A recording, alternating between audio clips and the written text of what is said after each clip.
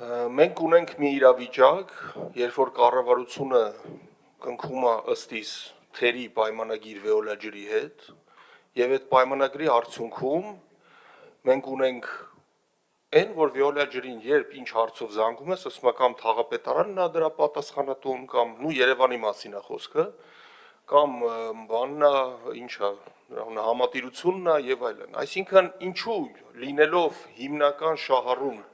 Երևանի մասով եւ հիմնական պատասխանատուն լինելով Երևան համայնքը ձայն չունի այդ պայմանագիրը փոխելու կամ ինչի մենք չենք նախաձեռնում այդ պայմանագիրը ավելի հստակ կետերով շատ կոնկրետ նշելու ով ինչի համար է պատասխանատու։ Ես գիտեմ, որ թիմ օրենքի նոր նախագիծ կա, այո, դրա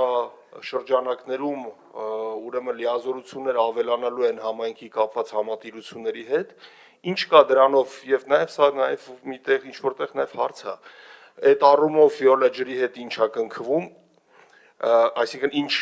աշխատանք ունենք, Veolia ջրի ներկայացուցիչը միշտ այստեղ է մասնակցում, հա, ավականու այդ գործակարգ, այսպես ավականու քաղաքապետարանի գործակարգավորական նիստերին,